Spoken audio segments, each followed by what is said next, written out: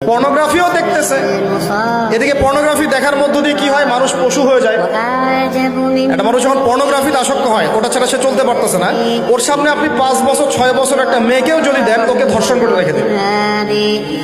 দেখেন, হ্যাঁ, কেন ধর্ষণ করলো 5 বছরের মেয়েটাকে? এটা কি সম্ভব? 5 বছর একটা মেয়ের সাথে কি মানে সেক্সুয়াল কোনো সম্পর্ক সম্ভব? কিভাবে করতে পারলো? বিকজ পর্ন দেখে দেখে ওটা মাথাটাও নষ্ট হয়ে গেছে। পর্ন যেটা করেছে, পর্নোগ্রাফি আর এই জেনাগুলো যেটা করেছে, সত্যিকারের ভালোবাসার সংজ্ঞাটাই পরিবর্তন করে দিয়েছে। সত্যিকারের ভালোবাসা মানে হচ্ছে দায়িত্ব, রেসপন্সিবিলিটি, বিশ্বাস, ভালোবাসার মানুষ ভালো থাকে এটা চাওয়া, তার উপর আমার জিম্মেদারি আছে, তাকে ভালো রাখা। ভালোবাসা মানে কি?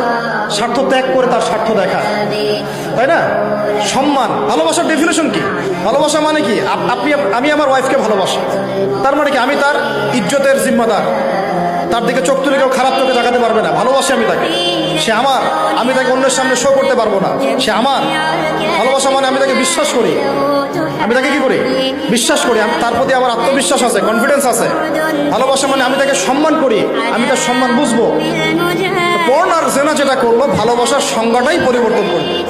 এরা ভালোবাসার সংজ্ঞা দিল, ভালোবাসা মানে হলো যৌনতা। ভালোবাসা মানে জাস্ট সেক্সুয়াল রিলেশনশিপ, আর কিচ্ছু না। এরা যদি একে অপরকে সত্যি ভালোবেসে থাকে, তাহলে আগামীকাল এদেরকে বলেন যে জেনা মুক্তভাবে বিয়ে করে ফেলো দেখি, এদের মধ্যে 80% এটা করবে না।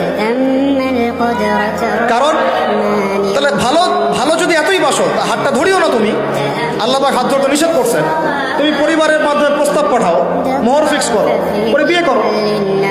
ভালোবাসো যদি, তাহলে তাকে নিয়ে সন্তুষ্ট থাকো, তার সম্মান বোধ রক্ষা করো, তার দায়িত্ব নাও।